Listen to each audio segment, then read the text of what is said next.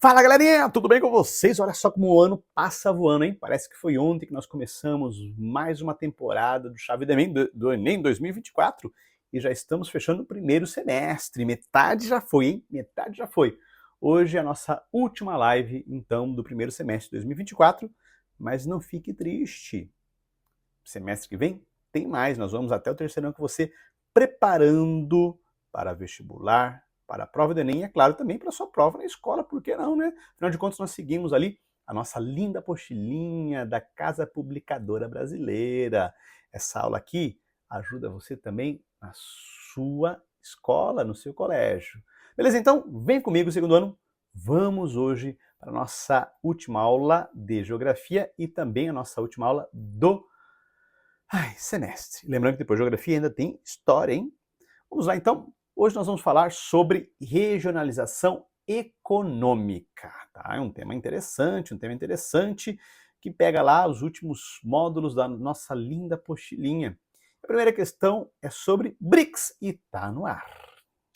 A primeira questão diz o seguinte: apesar de não funcionar como um bloco econômico que estabelece livre circulação de mercadorias e tarifas externas comuns, os BRICS concentram uma parte considerável e crescente parcela da população mundial e podem representar um eixo geopolítico concentrado no chamado Sul Global, ao estabelecerem parcerias em âmbitos diversos.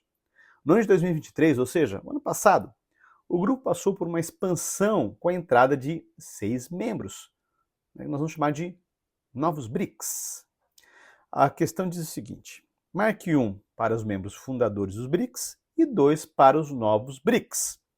Professor, que difícil isso, eu vou ter que decorar todos os membros do BRICS? Não, nesse caso está fácil, porque ele já vai te dar aqui todos que fazem parte do BRICS, seja fundador, seja novo integrante. Mas como que eu faço então, professor? Pega a dica aqui comigo, hein? BRICS, Brasil, Rússia, Índia e China. Opa, faltou S?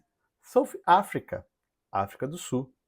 Portanto, se você lembra dos países que fazem parte desse acróstico, você sabe responder essa questão assim, olha, de olho fechado, só vai lá e marca certo.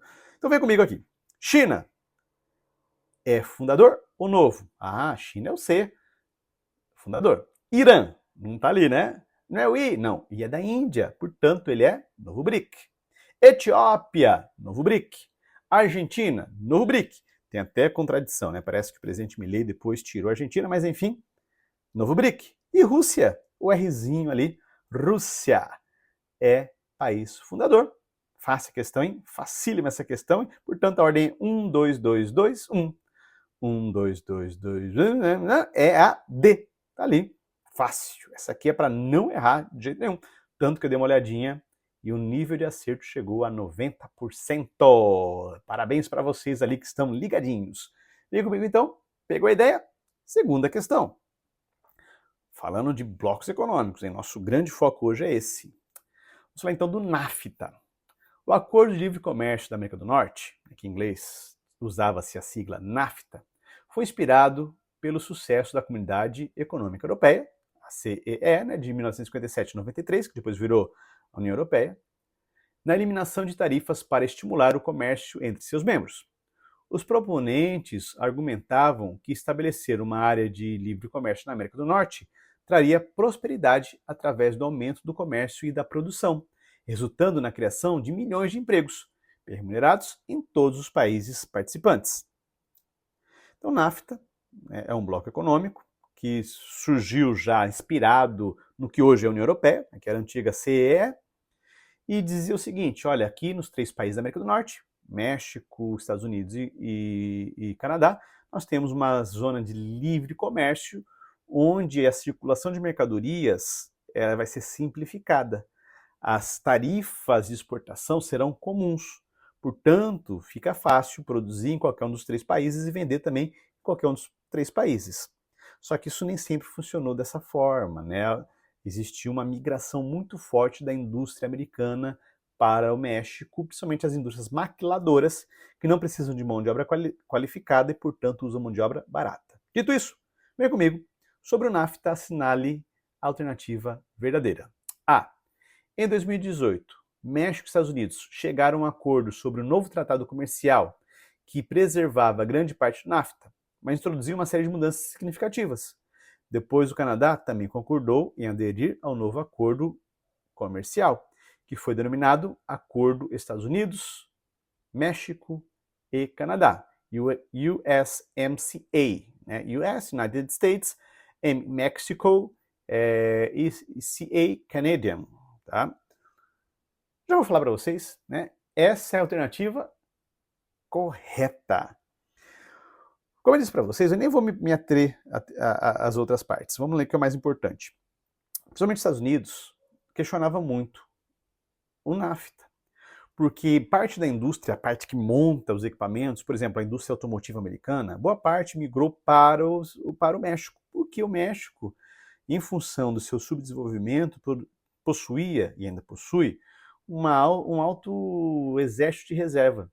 Lembra o que é isso? Pessoas desempregadas. Quando eu tenho muitas pessoas desempregadas, a mão de obra se torna barata.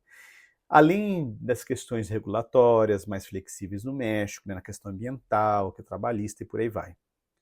E isso gerou muitos ruídos. Gerou emprego no México? Gerou. Mas de que qualidade? Entendeu? Porque não é só gerar emprego, não é só melhorar o emprego, eu preciso melhorar a qualidade do emprego, a qualidade da produtividade e, consequentemente, a qualidade salarial. Em 2018, o presidente Trump, que não queria, inclusive, mais nenhum acordo, fechou um acordo com o México e depois o Canadá, melhorando um pouquinho essas relações para que fossem mais equilibradas e evitando essa fuga em busca de mão de obra barata, só de mão de obra barata. Formou-se, então, o USMCA. Pegou a ideia? Então vem comigo. Aliás, antes de vir comigo, anota, porque isso aqui é atualidade, hein? Isso aqui é bem novo, de vez em quando aparece. Isso aqui é uma faculdade de medicina, tá? Um vestibular ali bem concorrido da Mandic. Vem comigo então agora sim, questão número 3. Trouxe aqui uma foto, uma publicação do Mercosul. Com certeza você já ouviu falar do Mercosul. Aliás, já deve ter visto, porque as placas novas do Brasil, né, usam padrão Mercosul. Então lá, leia o tweet do perfil do Mercosul publicado ano passado, começo do ano passado, 2023. 32º aniversário Mercosul. Desde a assinatura do Tratado de Assunção, avançamos muito na integração de nossos povos. Cada ano que passa, cimenta nosso compromisso com uma região mais unida e respeitosa de suas diversidades.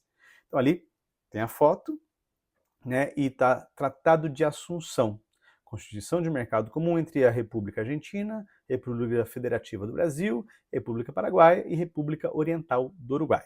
Lembrando que o Mercosul, então, foi fundado por esses 4 países e o Tratado de Assunção, né, é aquele que vai ser a raiz de onde vai brotar o Mercosul. Dito isso, o Tratado de Assunção é um acordo fundamental para a integração do bloco econômico do Mercosul, porque implementou o quê? A paridade monetária entre as moedas, não se trabalha com a questão de paridade, mesmo porque hoje, eu fui olhar, o peso argentino vale 0,006 reais. Então não é paridade. Um sistema legislativo comum para os países membros? Não, nós não temos ainda um sistema legislativo comum, igual a União Europeia possui, que é o Parlamento Europeu. C. Incorporação do Chile e da Venezuela como países associados aos países membros? Olha, não. O Chile, inclusive, ele é só convidado, né, e ele prefere estar em acordo com a América do Norte. Tá? D. Uma área de livre comércio entre os países vizinhos. Opa, livre comércio. Circulação de mercadorias de uma maneira mais simplificada. Essa é a proposta básica para a formação de qualquer bloco. Depois eles podem ir avançando. Existem 5 etapas, que a sua apostila traz bonitinho ali, detalhadamente cada uma delas. Tá bom? A unificação das balanças comerciais entre os países membros? Óbvio que não, cada país, né, tem a sua própria balança comercial, porque tem uma pauta de exportação diferenciada. Então é a D a correta. Pegou a ideia? Vem comigo então, próxima questão. Também do Mercosul. O Mercosul não pode ser considerado um verdadeiro mercado comum, como na União Europeia, dado que, lembrando, aqui nós temos um livre mercado, ou seja, a legislação de importação e exportação entre os países membros é simplificada. tanto a legislação quanto a tributação, normas técnicas para facilitar. Então, o produto feito na Argentina pode ser vendido no Brasil como se fosse, né, fabricado aqui. Porém, nós paramos aqui. A União Europeia ela avançou. Vamos ver então, né, por que aqui não pode ser um verdadeiro mercado comum igual a União Europeia. Desistiu de unificar a moeda após várias tentativas frustradas? Guarda aí. Não pratica livre circulação de capitais, pessoas e serviços? Opa, isso aqui é importante. Circula livremente pessoas? Não circula. Não circula. Serviços? Também não circula. Mercadorias? Com uma certa, né, liberdade, mas é restrito. O grande diferencial da União Europeia é que lá as pessoas circulam livremente. Professor, mas eu entro na Argentina, no Paraguai sem passaporte? Sim, mas você não pode, por exemplo, estudar lá e validar diretamente o seu diploma aqui. Você não pode mudar para lá e começar a trabalhar sem um visto específico. Diferente da União Europeia. Um europeu ele estuda em qualquer universidade europeia e o diploma é validado, ele consegue se formar num país e já trabalhar diretamente em outro. A circulação de serviços também é unificada, bancos, telefonia, coisa que no Mercosul não aconteceu. E esse é o principal motivo de nós termos, né, um bloco um pouco mais acanhado, aliás, bem mais acanhado do que a União Europeia.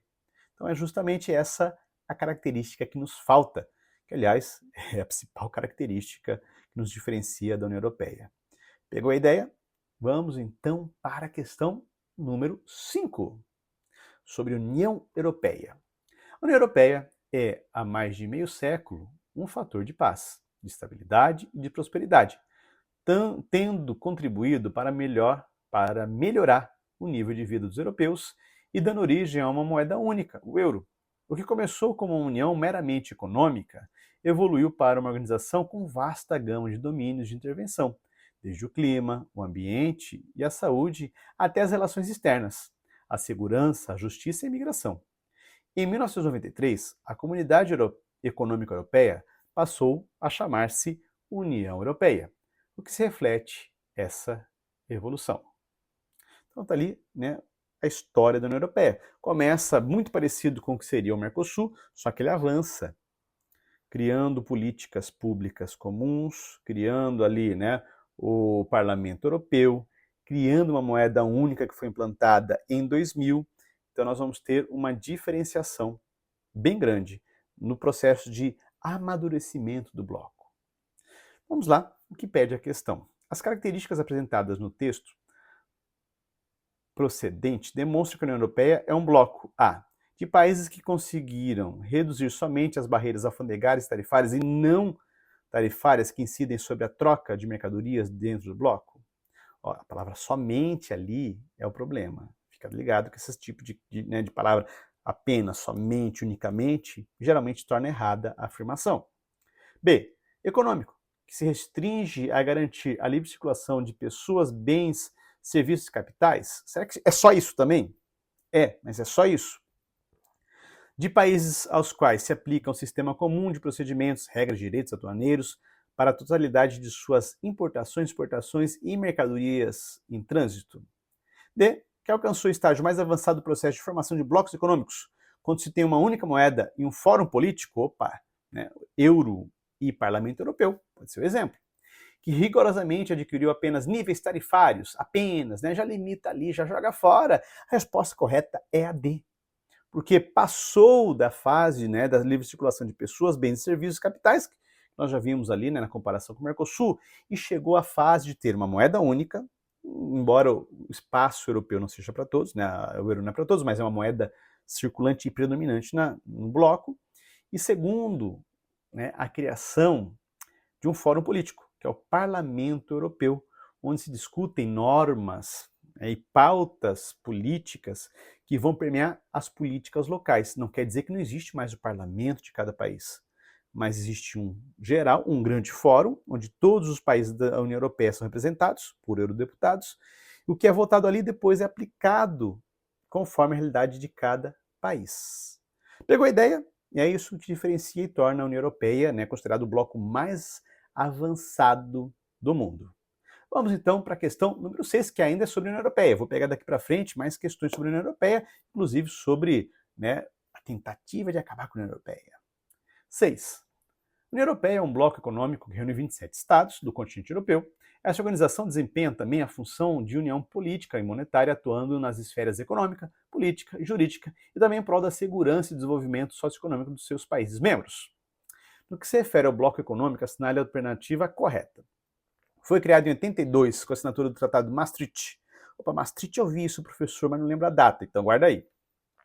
O bloco permite a livre circulação de mercadorias, mas estabelece uma série de restrições para a livre circulação de cidadãos.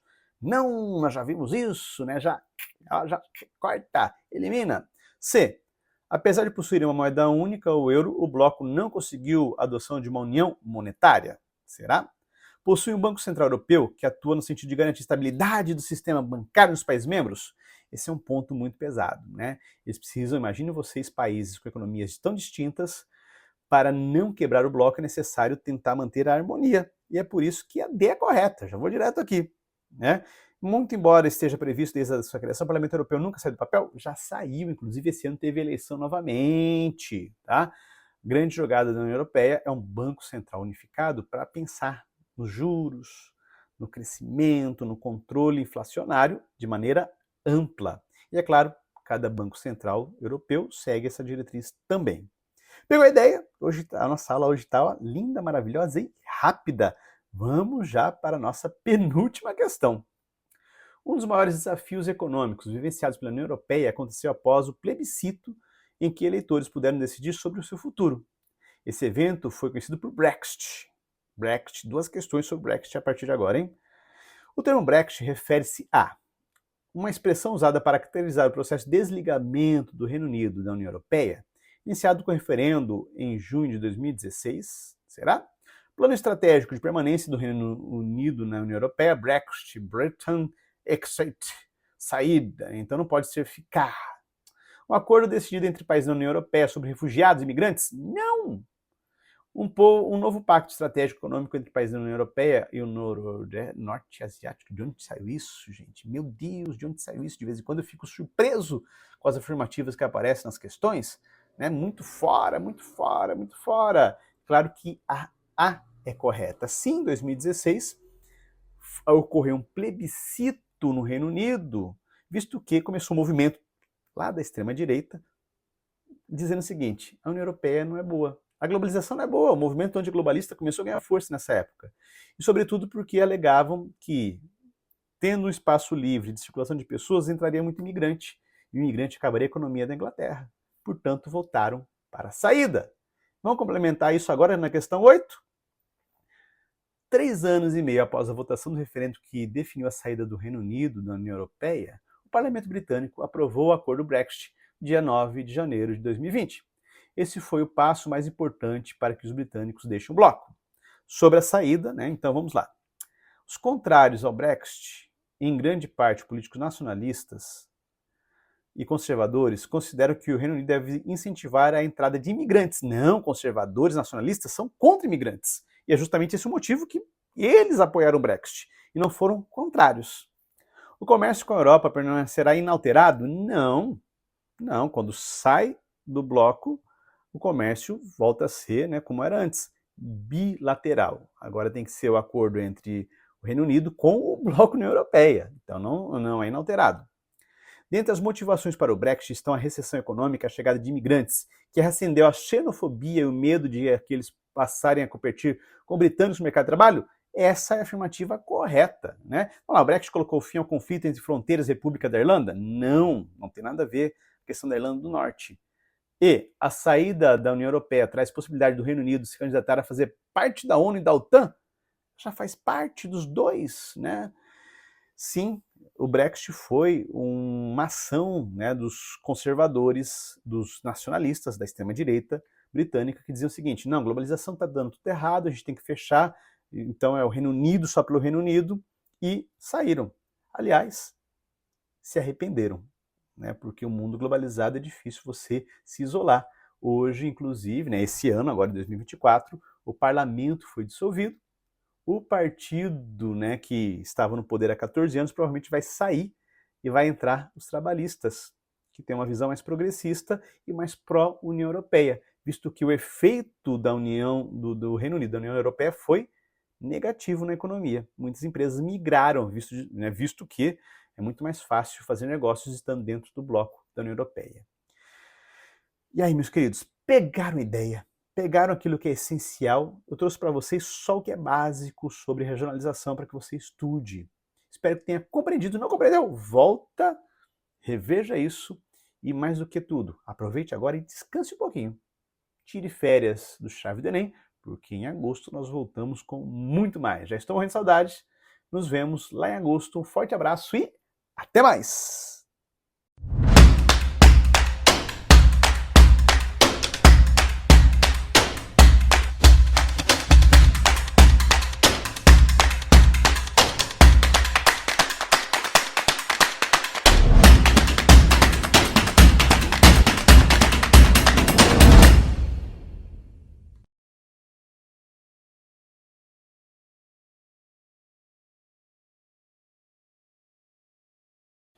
E aí, galerinha, tudo bom? Pessoal do segundo ano, estamos aqui na nossa última aula do semestre. Olha só como passou rápido. E vamos trabalhar mais um pouquinho aí a parte da história, nossa querida história, beleza? Vamos lá. Vamos começar então com um estudo da nossa história aí. A galera do segundo ano, Brasil Império. Olha só, rapaz, gosto de trabalhar Brasil, hein? Gurizada, assim, ó, um recado que eu vou dizer para vocês. A gente tem que estudar mais história do Brasil, cara. Eu não sei, eu já dou aula há mais de 20 anos. Eu vou começar a falar sobre história do Brasil, o pessoal começa a dormir, Thiago. Aí depois começa a falar umas besteiras na internet, né, sobre o próprio país.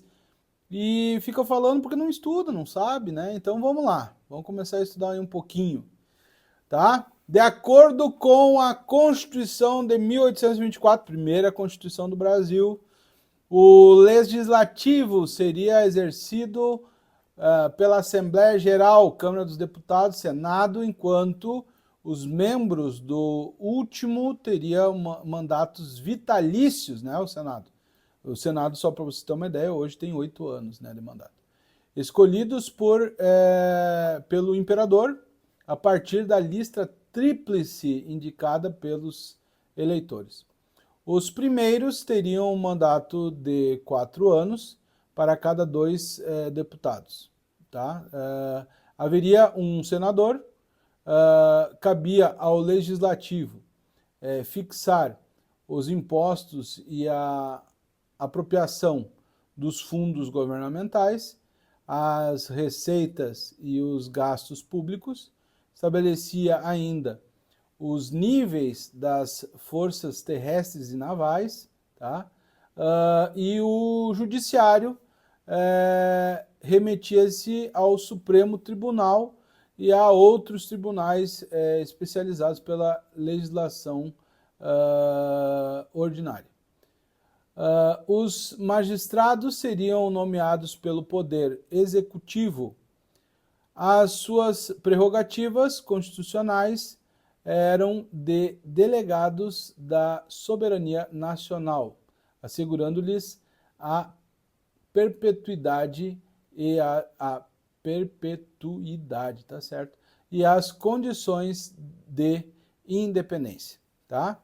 Então, o texto retrata o funcionamento de 3 poderes, porém, no ponto verdadeiramente novo da Carta de 25 de março de 1824, apresentado pelo imperador, foi a instituição de um 4º poder, denominado...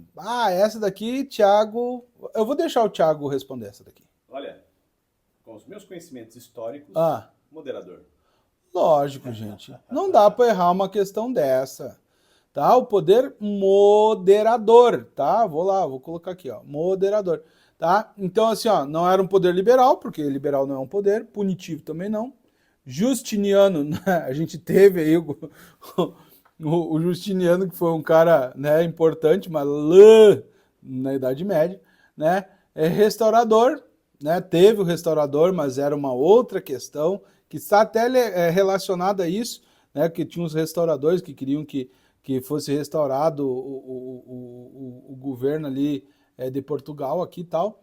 Mas o moderador, gente, o poder moderador, Segundo, né, o imperador, ele serviria para fiscalizar os outros poderes. A gente sabe que os três poderes têm os pesos e os contrapesos que eles mesmos se arranjariam, mas ele achava que não era suficiente, então teria um poder moderador aí. Então esse foi um up, né? Não é bem um up assim, né? Mas ele achava que isso ajudaria bastante na política brasileira. A gente sabe que isso, na verdade, até deu uma embaçada mais complicadinha aí nesse período aí. Vamos lá. Agora, eu coloquei duas aqui, Thiago. Assim, ó, é o basicão, tá? Não dá pra errar. Essas não dá pra errar. Tu tem que olhar pra ela e tome, entendeu? Ó, né? Não tem. Professor, vou até justificar. Ah. Olhando ali nas respostas dos alunos, foi mais de 95% de acerto. Ô, glória. Só errou realmente quem foi colocando aleatoriamente. Aí nem olhou, né? Então, essa Constituição é conhecida por estabelecer no Brasil um governo de monarquia hereditária. Alguém sabe o que é hereditário? Algumas pessoas podem errar porque não sabem o que é hereditário. Né? O poder ele vem de pai para filho, né? E aplicar 4 poderes: executivo, legislativo, judiciário e moderador. Se tivesse olhado a segunda, já saberia a primeira. Sendo esse último exercido pelo imperador, era próprio do imperador. O excerto se refere a qual Constituição do Brasil? E aí, Thiago, a gente poderia até se enganar se eu colocasse ali 1823, porque nós tivemos a Constituição da Mandioca. Famosa Constituição da Mandioca. Depois da independência, né? Sim, só que ela não foi aceita pelo Dom Pedro. Que ele disse que era meio retrógrado, na verdade era mais liberal que a 20, era melhor que a 24, mas ele não quis porque é limitar os poderes dele, tá? Então ele vem com a Constituição outorgada, que ela foi imposta. Só 10 pessoas participaram do processo da formulação da Constituição. Olha que legal, tá? Então a Constituição foi a de 24, todo mundo conhece aqui, mas não dá pra errar, gurizada. Essas aqui, tá? Não dá. Eu coloquei uma aqui, agora vamos, né? Agora tem que ter uma interpretação. Aqui o cara tem que ser, tá? Então tu tem uma imagem ali, independência ou morte, e aí tu vê ali algumas pessoas empobrecidas, né? Algumas pessoas que viviam do campo e tal, né? E ele diz assim, será que inclui a gente, né? Em 2022, o chargista Leandro Assis e Trícila, olha que nome bonito para pôr numa filha, Oliveira, fizeram uma leitura do quadro Independência ou Morte, de Pedro Américo, né, que está lá, se não me falha a memória, no Museu do Ipiranga, tá? Que reabriu. Estarei lá daqui um mês. Sério, eu preciso ir lá, eu conheço e tal, mas tinha fechado, né? E aí agora eu quero ir lá para ver como é que ficou. Dizem que ficou muito bonito, tá? Ao incorporar referências da obra de Cândido Portinari, tá? Um baita artista brasileiro. Se não me falha a memória, é o Portinari que os painéis da ONU, né, foram pintados por ele lá, né? Então, olha só, vê se o cara tinha moral. Então, a releitura destaca a seguinte característica do processo de emancipação política do Brasil: primazia das demandas sociais, afastamento dos setores populares, incorporação dos valores trabalhistas, né? Tem alguns trabalhadores ali e tal, né? E protagonismo das classes subalternas, né? Então, cara, essa é uma questão massa, tá? Eu curti pra caramba. O que vocês acham? A primazia das demandas sociais, né? O afastamento dos setores populares, né? Né? Incorporação dos valores trabalhistas, né? Tem alguns trabalhadores ali, é popular, setor, afastamento, incorporação dos trabalhadores, né? Tá? Mas vamos lá. Eu acho que já, né, já dá para saber aí, né? A Bzinha, tá? O afastamento dos setores populares, né? O que ele diz assim, ó, será que inclui a gente, né? Como que foi aí, Thiago? Essa daí tu lembra? O pessoal acertou bastante? Professor, eu dei uma olhadinha agora há pouco. Praticamente todas as histórias estão acima de 85%, 90%, né? Algumas chegaram perto de 100%. Tá bom. Mandaram bem. Ó, essa daqui é uma questão que é relativamente fácil, mas tu tem que ter uma capacidade de interpretação. Tem que ter conhecimento básico histórico, Sim. social e interpretação. Senão... Tá? Eu gostei muito dessa questão, achei bem legal. Assinale VOF as afirmativas abaixo sobre o contexto de elaboração da Constituição. Eu bati bastante na Constituição outorgada. Outorgada quer dizer imposta, lá, né? Universidade Federal do Rio Grande do Sul, a brasileira em 1824, e as suas características. Dom Pedro I, em meio aos debates da Assembleia Constituinte que foi feita a Constituição, no caso, dissolveu a Assembleia e ordenou a prisão de diversos deputados, instituindo o Conselho de Estado, que passou a ser responsável pela elaboração do texto constitucional. E parece que só tinha 10 pessoas nesse conselho.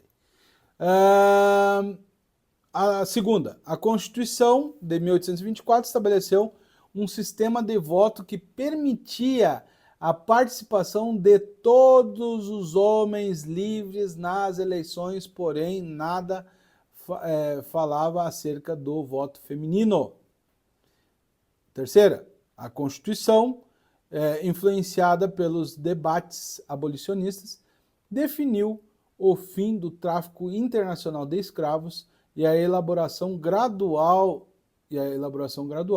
da escravidão no Império. Abolição, não, eu falei abolição? Falei? Não, eu falei outra coisa, né? A abolição gradual da escravidão no Império. É o final desse semestre, a gente já tá, né? E a luz também hoje tá diferente. Tá diferente. E eu já sou disléxico mesmo, todo mundo sabe, então, né? Eu sou uma superação. Garantindo indenizações aos proprietários. E a última, a nova Constituição notabilizou, é bem onde está dando o reflexo da luz, notabilizou-se pela centralização política e administrativa nas mãos do imperador, principalmente através da criação do poder moderador. Vamos lá, então. Vamos ver a sequência certa aqui, tá? A sequência certa é V, primeira verdadeira, tá? Ele fez isso mesmo, dissolveu, né? Se não me falha a memória, tem a ver com a noite da agonia, né? Depois a segunda é F, tá? Falso. Não era todo mundo que podia votar. A terceira também é falsa, tá? A Constituição influenciada pelos debates abolicionistas, né? Ainda não. Com indenização. Com indenização não teve, tá? E a última é verdadeira, tá? Verdadeira, teve isso daí mesmo, a questão do poder moderador, a gente já falou em outras questões, tá? Que estava sob domínio do imperador, especificamente do imperador. Vamos para 13, então. Entra a independência em 1822, a proclamação da República 1889. Demos um saltinho assim, é bom dar esse salto de vez em quando. No Brasil teve 2 monarcas, os imperadores Dom Pedro I e Dom Pedro II, 1822, 31, e de 31, na verdade assim, gurizada, 31 começou o período regencial. Tá? Ele vai assumir mesmo, efetivamente, com 15 anos em 1840, tá? Depois do golpe da maioridade. E ele teria governado o Brasil 49 anos. Até a República, né? Até a República, até 89. Tá? Então ele teria sido o cara que governou o Brasil, a pessoa que governou o Brasil por mais tempo. Né? O segundo vai ser Getúlio Vargas, no período já republicano, né? Então, tendo em vista a dinastia de Bragança, é correto afirmar que Dom Pedro II assumiu na condição de monarca herdeiro do trono brasileiro após a morte de Dom Pedro. Não, acabei de falar que não, tá? Não foi. que ele só assume em 40. As cores verde e amarelo da bandeira imperial brasileira representavam a dinastia de Orleans e Bragança, respectivamente. Aí tem pegadinha, né, Tem professor? pegadinha. Aí complica a vida, Tá? hein? O poder moderador foi exercido por Dom Pedro I e Dom Pedro II, porém, o último exerceu até o golpe da maioridade de 1840. Após a proclamação da República em 1889, Dom Pedro II assumiu o trono português, aclamando-se Dom Pedro IV. Em 1831, Dom Pedro I abdicou em nome de seu filho Pedro de Alcântara, o que deu início ao período regencial. Tá? E agora? Vamos ver. A questão correta é a E. Porém, tá? Vou falar, já teve bastante gente que marcou a B nessa. A B. B. Que confundiram ali a questão das cores. Mas o pior é que é. É? E é? É. Ok. Aí tem a questão da interpretação, né? Sim. Aí É porque tem a ver com o enunciado. Ordem. Não, com o enunciado, que a gente tá falando ali sobre a questão, entendeu? Mas eu quis colocar isso daí só pra zoar. Porque assim, ó, esse negócio que a nossa bandeira, o verde e amarelo, tem a ver com o ouro do Brasil e as... Cara, não é. Tentaram impor, na verdade, depois da independência. Exatamente. Mas originalmente tem a ver com as casas. Tem as casas imperiais, exatamente. Tá? Mas o que tem mais a ver com aquilo ali que a gente estava falando era... Eu digo, eu vou pôr, né? Vamos lá. Mas é bem legal, tá? E assim, quem fala muito sobre isso é o primeiro nome da família imperial hoje. Porque a gente tem, né, uma família imperial no Brasil, tá? Família dos Orleans de Bragança. Eu não me lembro agora como é que é o nome. É o Dom Felipe? Não me lembro, porque morreu um agora há pouco, né? Que era o primeiro, e aí agora o que era segundo é o primeiro. Que hoje é, se não me engano, deputado. É deputado? Deputado. Sério? Não sabia. Sim. Isso eu não sabia. Uhum. Que interessante, tá? Ele que fala bastante sobre isso. Vamos lá. Com relação ao processo histórico da independência do Brasil, assinale VOF, tá? O movimento constitucionalista, iniciado na cidade do Porto em 1820, Porto que eu digo Portugal, né? Provocou mudanças nas relações entre Portugal e Brasil, despertando nas elites políticas brasileiras o medo de um possível retorno à condição de colônia. Vou falar, tá? É isso aí mesmo, tá? 2. O fator determinante para a ruptura entre os setores econômicos brasileiros e a corte portuguesa foram os tratados assinados por Dom João VI com a Inglaterra, proibindo completamente o tráfico transatlântico de africanos para a América a partir de 1808. Vamos lá. O retorno do monarca para a Europa e a permanência de seu filho Pedrinho, né, Pedro, como regente no Brasil, ocasionaram as chamadas revoltas regenciais, cujo objetivo principal era romper com Portugal e instituir um Estado independente na América.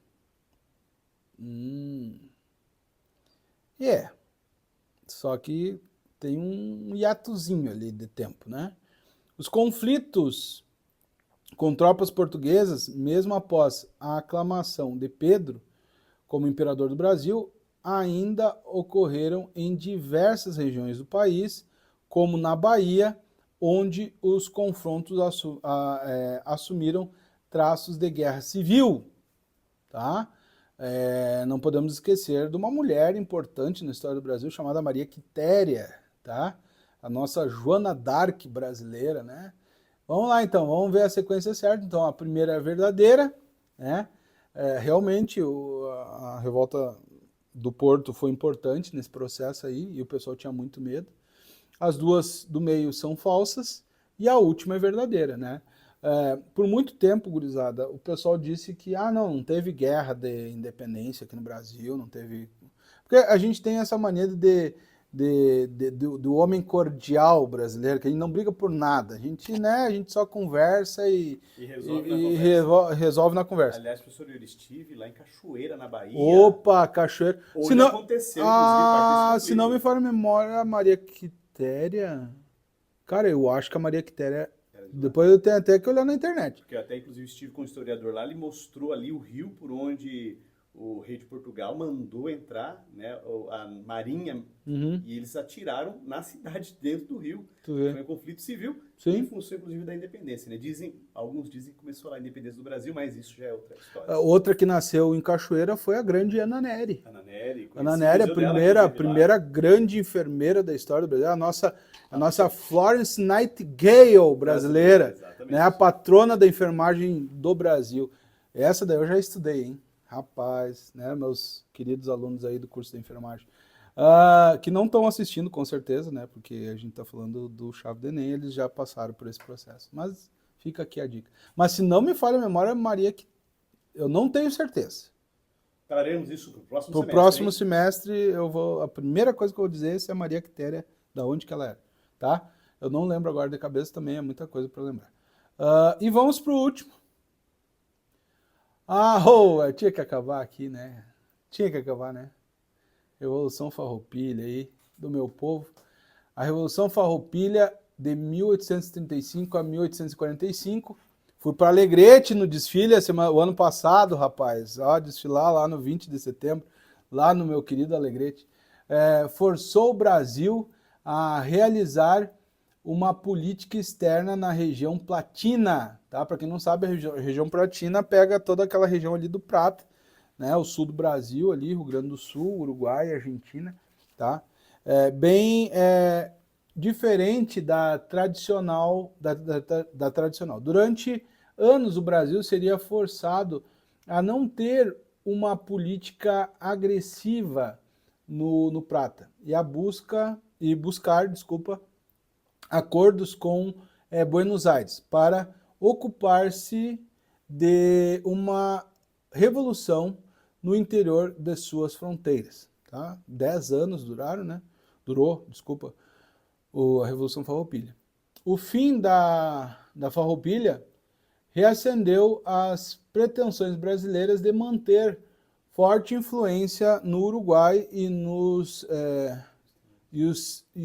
os temores de que um mesmo poder, a Argentina, controlasse as duas margens do Rio do Prata. Então deixa eu só explicar para vocês rapidinho. O Rio do Prata é um rio que tem uma foz, Thiago? É a foz? Foz, né? Lá no Oceano Atlântico, Eu estou bem na geografia. Uma foz gigantesca. Em forma de estuário, aberta. Está aberta. E aí, de um lado, fica Buenos Aires e do outro lado fica Montevidéu. E o Brasil tinha Colônia do Sacramento, tá? De um lado, certo? Então, depois de vários acordos, tal, né, a Colônia do Sacramento foi para um lado, os 7 povos das missões, né, veio para nós, tal, né? Outro lugar massa de conhecer, tá? As ruínas de São Miguel lá no Rio Grande do Sul, muito legal. O governo então brasileiro modificou a sua política para com os países vizinhos, a província do Rio Grande do Sul durante a Guerra dos Farrapos. Tá? Essa mudança deveu-se à proximidade histórica dos revoltosos para com as condições socioeconômicas dos países vizinhos. Né? A gente tem uma ligação, eu digo a gente porque eu sou de lá, né? E sou da fronteira, muito grande com os uruguaios, argentinos, né? A gente tem o vestuário, a questão do campo, cavalo, chimarrão, várias coisas, comida, né? Comida também. Então a proximidade é grande. A participação das guerras das grandes instâncias uruguaias ao lado da cavalaria dos proprietários rio-grandenses. Então tinha muita gente que tinha terra do Uruguai até o Brasil e passava a fronteira no meio. Então tu imagina, Thiago, tu levar a tua tropa de um lado para o outro, muitas vezes tinha que pagar imposto. Teve muita gente que teve que fragmentar a fazenda de um lado e do outro porque dava problema. A suspensão durante o conflito da compra de charque das fazendas platinas pelo comércio do Rio de Janeiro. Então, um dos grandes motivos da Revolução Farroupilha é que o charque estrangeiro, uruguaio, argentino, estava entrando mais barato no Brasil do que o próprio charque gaúcho.